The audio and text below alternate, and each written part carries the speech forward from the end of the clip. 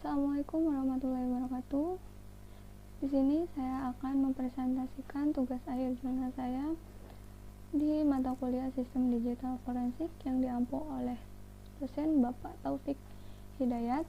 Dan di sini saya mengambil judul papernya Analisa Live Forensic Instant Messenger Kasus Lowongan Pekerjaan Multi-Level Marketing MLM menggunakan metode National Institute of Standard and Technology (NIST).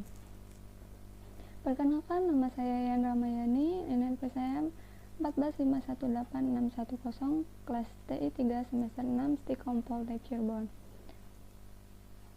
Nah, sebelum kita ke pembahasan dan ke hasilnya, di sini saya akan pengenalan dulu ya. Pengenalan dasar-dasar yang akan atau landasan-landasan teori yang terdapat pada jurnalnya. Yang pertama, penipuan sebagaimana dirumuskan pada pasal 378 KUHP. Penipuan berarti perbuatan dengan maksud untuk menguntungkan diri sendiri atau orang lain secara melawan hukum dengan memakai nama palsu, martabat palsu, tipu muslihat atau kebohongan yang dapat menyebabkan orang lain dengan mudah menyerahkan barang, uang, atau kekayaan lainnya. Yang kedua ada multi-level marketing. Multi-level marketing secara etimologis berasal dari bahasa Inggris, yaitu multi berarti banyak, level berarti jenjang atau tingkat, dan marketing yang berarti pemasaran. Jadi MLM adalah pemasaran yang berjenjang banyak.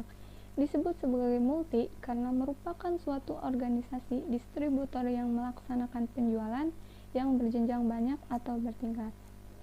Nah, dengan kata lain, MLM adalah sebuah sistem pemasaran modern melalui jaringan distribusi yang dibangun secara permanen dengan memposisikan pelanggan perusahaan sekaligus sebagai tenaga pemasaran. Nah, yang ketiga ada WhatsApp. WhatsApp merupakan salah satu aplikasi instant messenger yang sangat populer saat ini ya, dan merupakan aplikasi perpesanan tak berbayar dan difasilitasi oleh internet. WhatsApp bisa digunakan pada perangkat seluler dan komputer.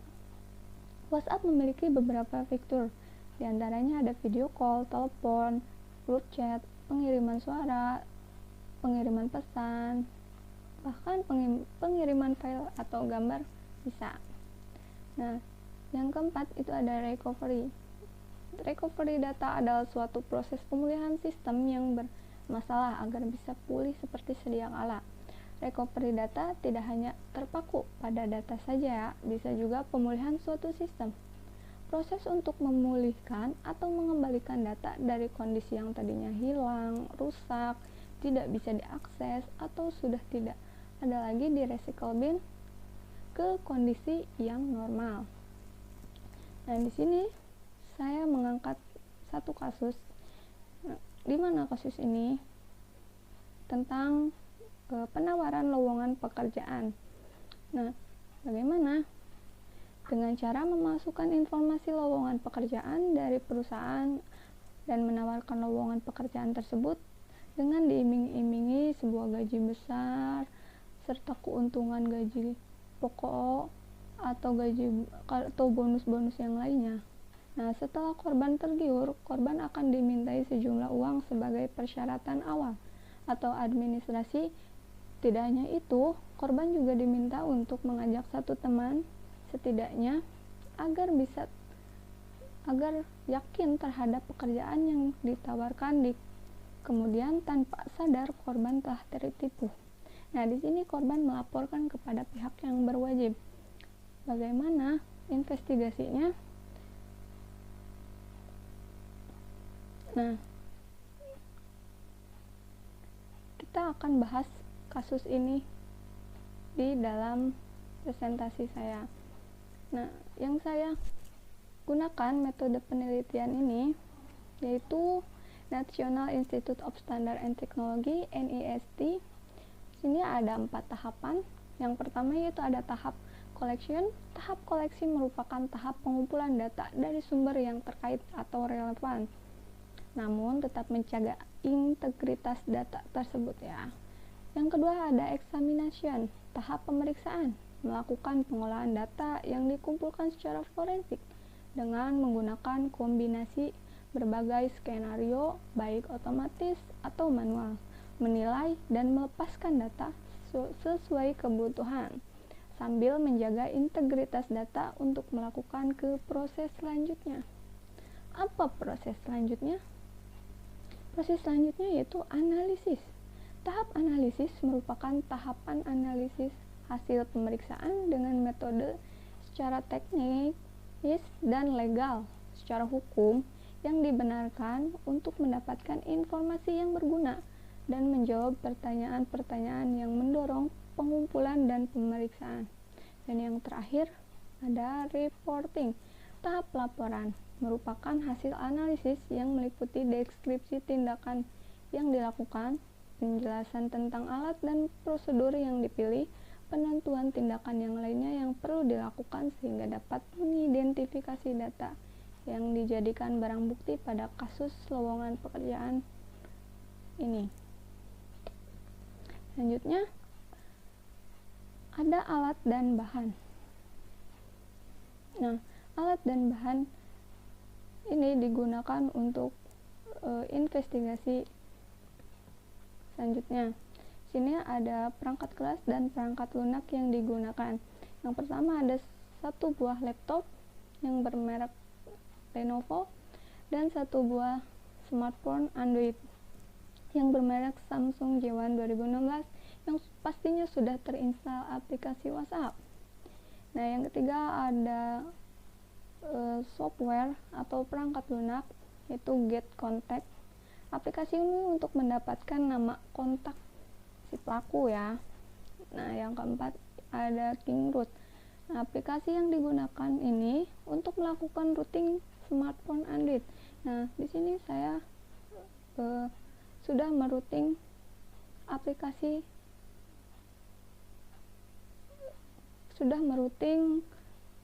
si smartphone tersebut. Yang kelima ada WhatsApp. Aplikasi ini akan menjadi objek dari penelitian ini. Nah, yang keenam ada OmniCrypt. Aplikasi yang digunakan untuk membackup dan mendekrip database WhatsApp. Dan yang ketujuh yaitu ada SQLite Studio, WhatsApp Viewer, dan WhatsApp KDB Extraction Master. Aplikasi ini digunakan untuk menganalisis data-data WhatsApp yang telah di backup. Selanjutnya ada alur kerja. Alur kerja ini dilakukan setelah kita menemukan barang bukti dari si pelaku. Yang pertama, kita routing dulu smartphone si pelaku. Nah, selanjutnya install WhatsApp KDB Extraction Master di laptop.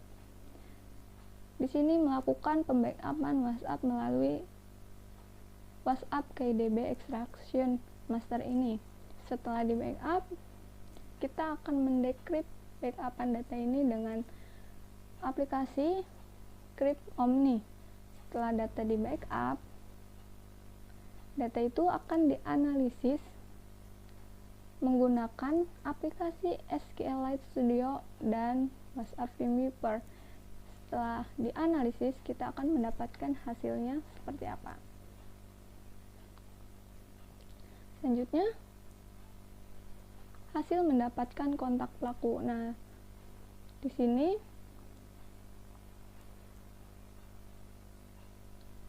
sebelum mendapatkan jejak dan barang bukti dari pelaku, biasanya polisi mencari terlebih dahulu pelaku tersebut ya. Dan dari laporan korban mendapatkan barang bukti dari smartphone, bukti percakapan dengan pelaku beserta nomor kontaknya. Dan di penelitian ini saya mencoba untuk menemukan nama kontak pelaku dari nomor pelaku yang diberikan oleh pelapor korban dengan menggunakan tools Get Contact.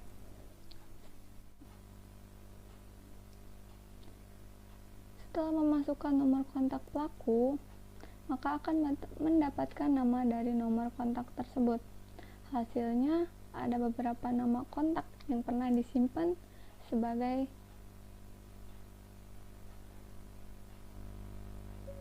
di gambar berikut ini. Nih, di sebelah kiri saya itu ada beberapa nama kontak dari pelaku yang pernah disimpan oleh beberapa temannya atau kerabat-kerabatnya.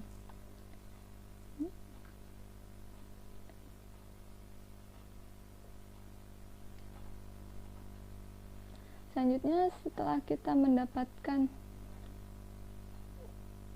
si pelaku, kita menemukan barang bukti, sebuah smartphone. Nah, smartphone ini yang akan dilakukan sebuah penelitian atau percobaan bagaimana kita mendapatkan percakapan yang ternyata oleh si pelaku tersebut percakapan dengan si korban sudah terhapus. Nah, di sini kita akan mengembalikan percakapan yang sudah terhapus pada WhatsApp tersebut dengan menggunakan beberapa aplikasi. Yang pertama, ya sudah pasti ada WhatsApp. Yang kedua, ada WhatsApp KDB Extraction Master yang akan diinstal pada laptop. Dan yang ketiga itu ada OmniCrypt yang akan diinstal pada smartphone si pelaku. Dan yang keempat ada SQLite Studio yang diinstal pada laptop dan WhatsApp Viewer yang akan diinstal pada laptop. Nah, pertama kita routing terlebih dulu smartphone-nya, ya. Di sini saya sudah routing smartphone-nya. Selanjutnya kita buka WhatsApp KDB extraction-nya di laptop dan menghubungkannya dengan smartphone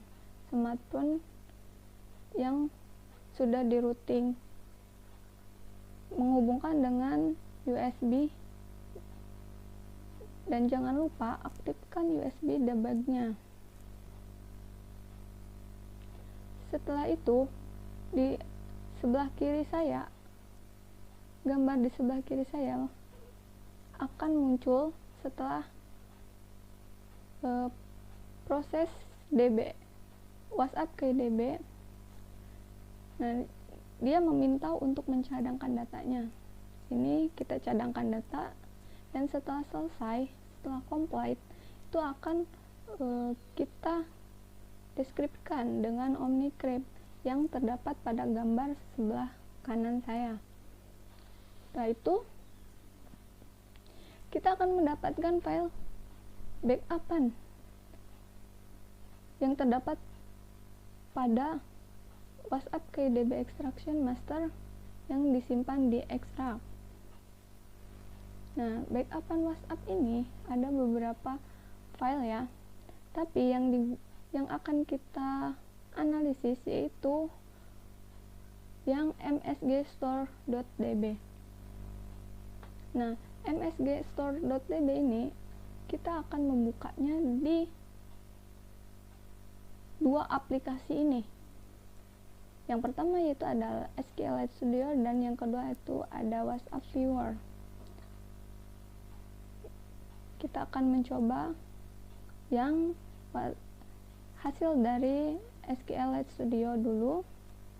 Nah, sini kita akan mendapatkan sebuah percakapan yang terdapat di dalam database msgstore.db tadi. Di sini ada pada tabel message f2v sp2 underscore context. Di sini kita harus mencari terlebih dahulu percakapannya dan akan membandingkan dengan percakapan yang dari WhatsApp si korban. Lalu sini kita lihat di sini bisa mendapatkan percakapan yang dengan korban yang telah dihapus oleh si pelaku ya. Selanjutnya bisa juga mendapatkan nomor kontak yang berhubungan percakapan dengan si pelaku. Ada beberapa nomor yang sedang berhubungan percakapan, dengan pelaku. Nah, selanjutnya kita buka file msgstore.db di WhatsApp viewer yang akan mendapatkan sebuah percakapan langsung seperti gambar ini, dan di sini sudah sangat jelas percakapan yang sudah dihapus ada ya. Berikut juga di sini ada jam, tanggal, bulan, dan tahun percakapan itu terjadi. Jadi perbandingan dari dua aplikasi tadi, kita mendapatkan reporting yang berupa informasi dan barang buktinya. Yang pertama, informasinya ada satu buah smartphone Samsung J1 2016 sebagai barang bukti, dan ada nomor sekian-sekian sebagai barang buktinya, yaitu nomor korban. Di sini ada kontak dan percakapannya, dan ada tahun percakapan, bulan, tanggal, dan waktu terjadinya percakapan sebagai barang bukti. Tools yang digunakan yaitu ada Kingroad, WhatsApp KDB Extraction, Master, ada Cryptomni, WhatsApp Viewer, SQL Studio. Nah, kesimpulannya, berdasarkan permasalahan yang telah dijabarkan sebelumnya, bahwa banyaknya penipuan lowongan pekerjaan online yang terkodok multi-level marketing atau LMM yang akan mendapatkan bonus setiap minggunya ternyata hanyalah untuk mendapatkan sebuah uang. Nah, proses investigasi pada aplikasi WhatsApp berhasil mendapatkan bukti digital terkait kasus tindak kejahatan penipuan lowongan pekerjaan. Bukti digital yang didapat berupa data percakapan antara tersangka dan korban yang sama-sama konkret. Namun, dua file gambar yang sebagai bukti transaksi tidak ditemukan. Ketidaklengkapan bukti digital yang didapat kemungkinan disebabkan oleh tools yang digunakan pada saat proses pengambilan dan analisis barang bukti. Sekian presentasi dari saya, kurang lebihnya saya mohon maaf. Terima kasih. Assalamualaikum warahmatullahi wabarakatuh.